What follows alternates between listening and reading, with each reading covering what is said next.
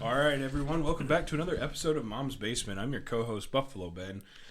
Here, my friend Ryan and I made a podcast because our boss was tired of us talking about football all day at work and not getting anything done. Ryan, how's your day going so far today? Oh, it's been pretty good. How about yourself? Oh, can't complain about anything. We're here on Monday night. Usually we record Tuesday night, so this is going to be a different opportunity here. We're going to talk to you guys about the NFL referees right now. Yeah, it's a hot topic right now. So even last week, let's just talk about Buffalo. I know everybody watched that game, and everybody texts me about it because I'm a diehard Bills fan. Pass interference at the end of the game to end the Giants-Bills game. I don't disagree with the pass interference call. I think it was completely pass interference. But what you guys didn't see was the hands to the face as well. I did not see the game, so. The hands to the face would be offsetting penalties, but they'd have another chance for a down. So, yes. Lately, it seems like the referees are calling the games. What do you think, Ryan? It's they've been discussing the topic of discussions here lately among people in the NFL group because that Colts Browns game, that was a major hot topic. There was a couple questionable calls there. Yeah, there's several calls, like even with the Kansas City Chiefs at the beginning of the year. Kansas City Chiefs Jets. Why are you going to call that pass interference when you haven't called it all game long? False starts for the San Francisco 49ers all day long, but they don't call it. Same with the Kansas City Chiefs, but all of a sudden they start calling it. Right. Seems like they're calling stuff more tight at the end of the game instead of letting them calling it throughout the game, which if they're going to call it, they need to call it, be more consistent about it. Yeah, and I think that's where everybody thinks that the referees are deciding games, is that they're not being consistent with their calling. If you're going to call, a little bit of grabbing at the end of the game, and then call it during the regular part of the game too. Yeah. I know the end of the game is what matters, and you want to keep it as close for the ratings as possible, but you can't teach these players that this is going to be okay and then all of a sudden call it on them at the end of the game. Right. I totally agree with that statement. So, again, when we talk about the Chiefs and the Jets, that pass interference call that was the interception to end the game, the Jets should have beat the Chiefs. It was very mild contact. It wasn't altering the play at all. Right. The receiver wasn't disturbed into making that play. Maybe they could have made a better play, but they wouldn't have made that play. That would have resulted in an interception anyway, in my opinion. Right. But the worst part about that is that it gave the Chiefs the win. And if they would have been calling that all game long, if you watch most of the film or the highlights, everybody has their hands on each other in the secondary, even past 5 yards. But the refs don't call it.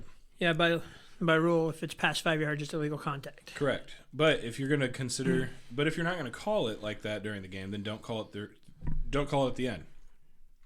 Every offensive play, there's a hold. Yeah. It's very simple. We can call it. You can get a holding call to make up for a bad call, but ultimately, if you make a bad call on third down that results in a fourth down, but you call a penalty to make it a first down, that hurts more than just an offensive hold. Honestly, I think it'd be completely different. Third down to fourth down, not just first down. Here's your makeup call. No, I want the makeup call later in the game. Yeah, because you can go from 3rd and 10 to 3rd and 5. That's a big difference in play calling too. Exactly, 3rd and 10, and I mean even when you do a great defensive stop on 3rd and 5, and you have a little bit of contact to make Travis Kelce not catch it or anybody on the Chiefs not catch it, they're going to throw a flag. Illegal contact's an automatic first down. Exactly, so. And it's horrible in my opinion. You can't decide first downs on that. It's not the way the NFL should be, and that's why they think the refs are staging it. Ultimately, though, every call I think the refs have made this year has been correct.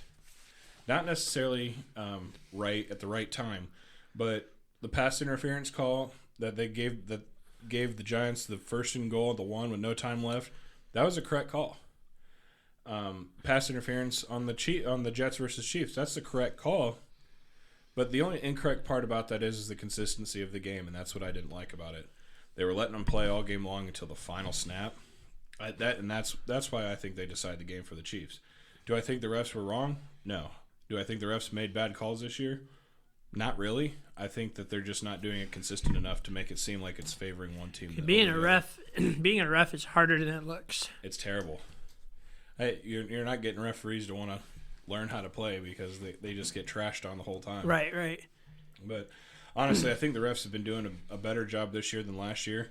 I think their focus on They do a focus, I believe, every year. Yeah, they have an emphasis on something.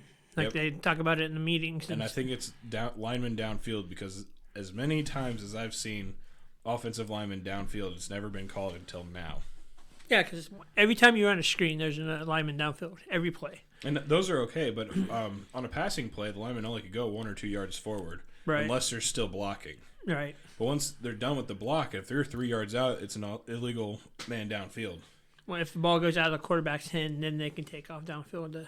But usually it's too late by then to get a block. Yep, I think the ball actually has to be caught before they can move. They can't head downfield until the ball's caught. Really? Yes. I'm not 100% sure, but I believe as an offensive lineman, that's what I was taught. Yeah. Now, that could have changed since I played 15 years ago. But, yeah, right. What I was taught is once the ball leaves the quarterback's arm and the guy catches it, you can go down and block. But until then, you can't. Yeah. Which, okay, that rule is basically like, dude, just don't even go down there. Pretty much, yeah. Yeah, but most of the time, if they try to cut back and they could use an extra block, if you're not there, it's your fault. Right.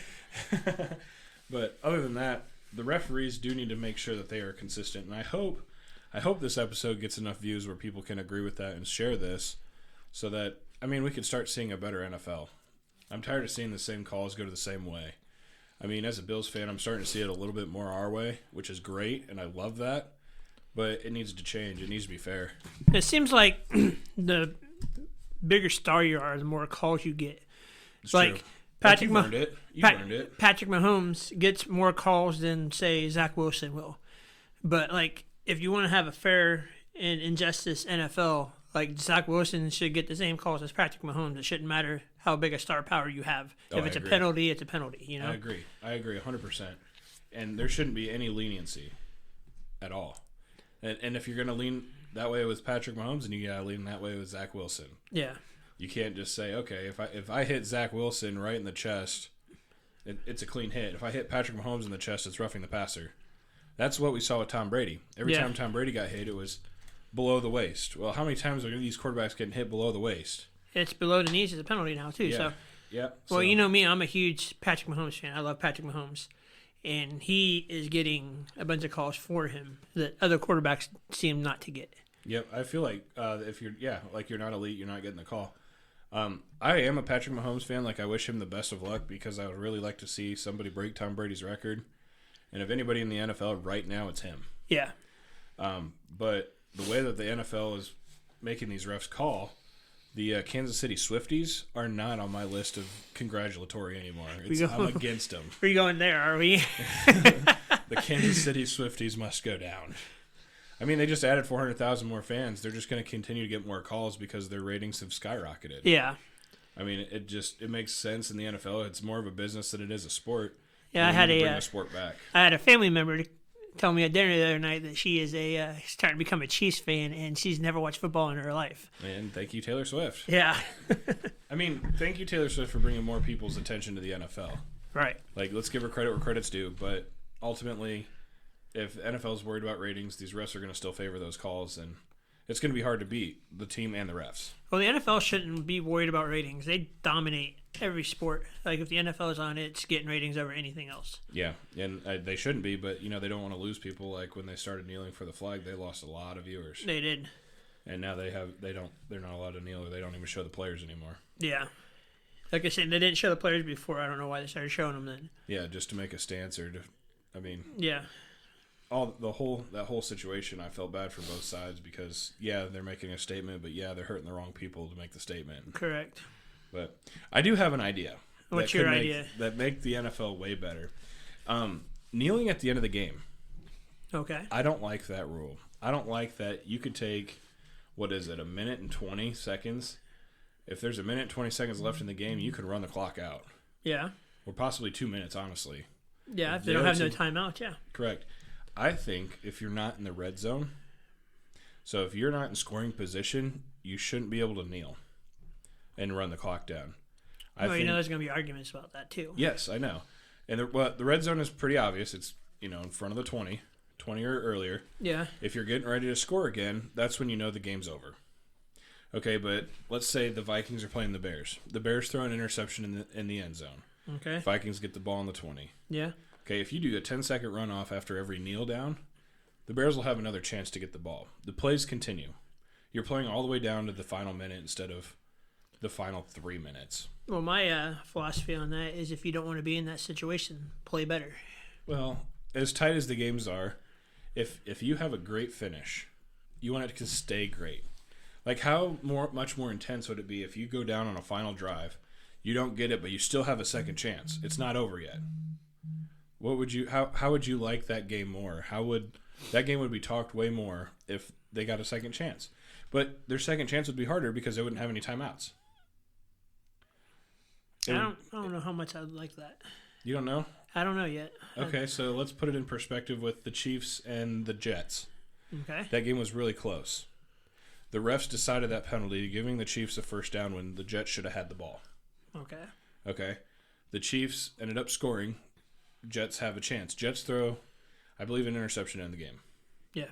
But they still had 1:40 left. Until the Chiefs get to the red zone, the Chiefs have to play the ball. Have to play.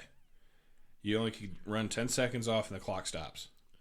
Okay, the Jets have a chance to stop them on defense, to get the ball back, to have a chance to win that game. And that'd make the game longer, too, and they're trying to avoid that. Why are they trying to avoid making the game longer? This is the best sport in American history. Yeah, but that's you're trying to prevent injuries is what they're trying to do, not prolong the game. Now, again, here's another exception to the rule. If you're up 2 scores, then yes, you can run as much clock as you want off. But if it's under a 1-possession game, it should be a 10-second rundown, and that's it. That should be the only time run off the clock. Run your offense. Run the defense. What are you going to do about the play clock? The play clock would be still 40 seconds, but the clock would stop after 10 seconds. You still have the amount of time to get your groove. But I honestly think that until they're in the red zone where they can make it a 2-possession game, the clock shouldn't favor the team with the ball. Under 2 minutes. I don't know how I feel about that. I think it'd make the game way more exciting. I think your viewers would boost up. I think more teams that are losing close games have a better chance to win these closer games, and their records would be closer. I don't think that there would be a 5-1 team right now. I think there'd be a 3 or 4-2 team. The top dog would be 4-2 instead of 6-1 or 5-1. You know, I think somebody else could lose a valuable game. I get what you're saying, but I just I don't know how I feel about it. That's a big change. And you know what? But then at that point, refs don't decide the game. You take away the one pass interference call that gives them a first down with no timeouts left, and they still have to play football. Okay, the refs aren't in charge of that part of the game anymore. Yeah, but you should. My theory on that is if you play better in the first half, where you won't have to be in that situation to let the refs decide the game. Well, as it stands now, you're absolutely right. But what if we can change a rule to make the NFL better? Why wouldn't we? Right now, it's like, okay, halftime should be extended if they have the ball in the red zone. No, that's not what I'm saying. Yeah. If they're in the red zone, then they should have it in the limited clock. No. I think that a team has to prove a win. Just because you get a defensive stop in crucial time doesn't give you the automatic win. Your offense needs to come out there and put it in checkmate. All right? Because it's like in chess. You can put somebody in check. You can move your king out of check. Until it's checkmate, the game's over. I guess I'd have to see it on the field first. I get what you're saying, but I'd have to see it played out to see if I'd actually like that. Okay. I think there was a game this week. Let me check my phone real quick, everybody, and go back through the perfect opportunity here. Let's see. So, like, Saints-Jaguars. Yeah. All right, that was Thursday Night Football. Christian Kirk scored with 3 minutes and 8 seconds left, right? Okay. Okay. Let's see. I'm going to go down to the whole summary here. All right. And then, let's see. Looks like Jaguars scored. And then it went 4 downs. And the Saints turned the ball over. And that was with 21 seconds left. So that basically... Oh, I take that back. That was with Oh, it was 1st and goal, 2nd and 6, 3rd and 6. Okay, so Derek Carr had a chance to score to win. On 4th and 6 on the Jaguars 6, so 4th and goal, and he didn't do it. So that wasn't the game I was talking about then. Let's see. Let me keep going here. Let me double check the Falcons Bucks here because that was another close game. I don't think it was this one, but who knows? There's a lot of close games this week, so. Yeah. But like, I get what you're saying. Like like I said, I'd have to see it played out first. Like I wouldn't want it. Like if we're going to bring that into a rule, I'd want to try it out in the preseason. And that's fine. I'm not. Obviously, it's not going to happen now. But okay, here's it was the Packers Broncos game. It was an interception with. Let's see. Interception with 1:40 left in the game. Okay. And they were at about the half-yard line. Yeah. 1:40 left, no timeouts. They just ran the clock out. Okay. Boring finish. Think about this. If the Broncos can't drive the ball to the red zone, 30 yards. I'm talking 30 yards in 1:40 to nail the clock down, or just a couple plays, Green Bay should deserve the ball back. And then Green Bay should have the ball wherever they end up punting with a chance to win the game. I think that would have made the game more exciting. Would that have altered the odds, or would that have altered the game? Maybe not, because the Broncos pretty much shut down the Packers. But yeah, if 10 seconds would have been ran off, they wouldn't have been able to kneel. And then you're putting the struggling offense of the Denver Broncos having to go 30 yards to seal the game, to put them in checkmate. If the Green Bay's defense stops them, 10-second runoff at the end of each play, the Packers could have the ball back with 30-some seconds left. And you could drive down the field in 30-some seconds if you're good enough. Look at the Chiefs and the Bills. Yeah. But Chiefs not everybody's got Patrick Mahomes or Josh Allen. So. But, that's how you develop some good players. That's how you get people in pressured situations where they can change that outcome. Look, you get yourself into a pressured situation right now like the Green Bay Packers did. Yeah. He throws an interception. He's like, what the heck? Give him a second chance to get that same pressure to see if he can change. Because he's not going to have that same pressure until maybe next week or the week after. You don't put yourself in another pressured situation like that. Yeah. I mean, like I said, I'd have to see it played out first and then see how well that would work. Because that's the point. Like, if you get a lead now, that's what you're supposed to do, run the clock out. Yep, that's correct. Yep, if you get, yeah. And then at the same time, Chiefs-Chargers. Even though the score was 31-17, it still is only a 14-point game. They scored with the last few minutes left of the game. So their 2 possession, if they got the ball back, they could just kneel out and run the clock out. Yeah. If the game's over, the game's over. But if the game's one possession, it's not over in my eyes. Right. And I hate that. I hate the fact that they can kneel it out, especially being backed up to the 1-yard line. I don't like that at all. The defense doesn't get a chance to win the game. Yeah, I mean, like I said, if you play better through the game, there's a lot of stuff that leads up to that point. Yeah, but fatigue happens at the end of the game, not at the beginning. People get hurt.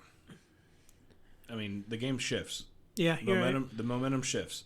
You could play better at the beginning and not play better at the end. The Bills are a second-half team.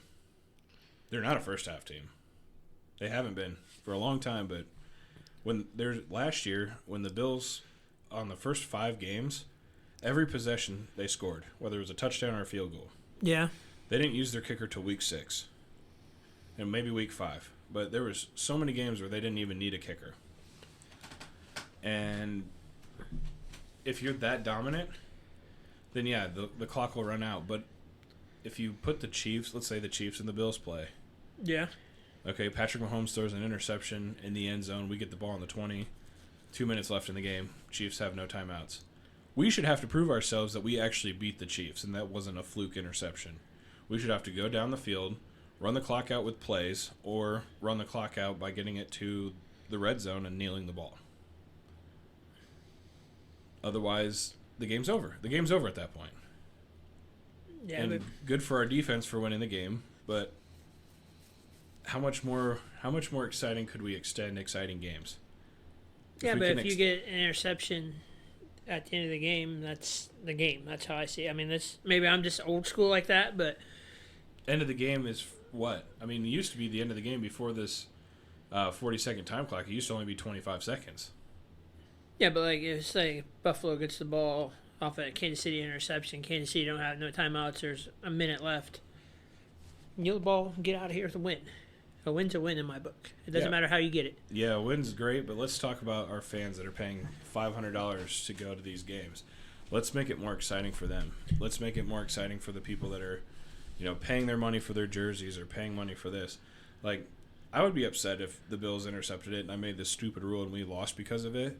But at the same time, you know how much more exciting that game would be? You know how much more intense that game would be? You know how much more money the bars would make by people staying there longer for that 2 minutes? People would order another beer under that 2 minutes. Now people don't order a beer. You know what I mean? Yeah, it also depends when last call is, too. Well, at the stadium, yes, but I'm talking about at your local B-dubs or your local wings place or your local bar. Right, yeah. They don't close till 2 or 3 in the morning. But the people that are there to watch the game, you know what? There's a lot of time left. There's a lot of football left. 2 minutes left. Let's have another beer. Oh, now there's 2 minutes left. I better stop because the game's going to be over here pretty soon. Like, I don't like deciding the game before the 2-minute warning. Well, some of them are decided, but like I said, I mean, I'm kind of old school when it comes to stuff like that. Like, if you can seal a game, seal a game. I mean, call me old-fashioned, call me what you want to call me, but... Old-fashioned, though, there's 25 seconds on the time clock. There wasn't 40 seconds. You had to call your play, get out of the huddle in 25 seconds. Also, back in the day, if they did a kickoff, they just didn't let it bounce in the end zone because the other team could recover it. Yeah, and I wish we bring that back, too. Like, I like that old school rule. Now, think about this. 25 seconds, even a 10-second runoff, like I said, 25 seconds would be fine. You'd still get another chance after the 2 minutes with no timeouts. I don't know. I'd have to see it played out before I had a opinion on it. How do I play that out for you, sir? I don't know. Like, I get what you're trying to say, but like, I'd like to actually see it on the field. Okay, so let's talk about your Colts and Browns. Okay. The last play of the game that costed them the game, the pass interference call to put them on the 1. Correct. Okay. What if you had another chance to go down and score because of that? We still had another chance to go down and score, and Gardner Minshew fumbled. How many minutes, though? He had, 20, 25 seconds? Yep, because they ran the clock down. So what if you would have had 45 seconds? Do you think he would have fumbled? Yeah. Do you think that he wouldn't have been reckless? I don't know. I disagree with that. I think the whole strategy of the offense changes when you can get the ball back again. And that's what I want to see. I want to see the better strategy instead of the reckless strategy. Because sometimes the reckless strategy works, but the reckless strategy also loses fantasy points. It does. You're right. And especially if it's not on the quarterback's fault either. Like, that interception could happen because you zing it, and it hits the person in the head and goes to the other team. Like, that's an interception, but that's the wide receiver's fault. Right. But, again, it helps, the viewers. They get better fantasy points. 2, they'll have another beer. It helps the economy grow. I don't know. I see this as a win-win. Like I said, I see where you're coming from, but I'm on the fence about that rule right now. I think it's a good idea. Please, guys, comment. If you guys think it's a good idea. See if there's anything that could be tweaked or adjusted. Either way, let us know. Please comment. Please share. Spread the word of Mom's Basement. We'd like to start getting paid for this, even though we're not even close. Please subscribe, and thanks again for listening to Mom's Basement.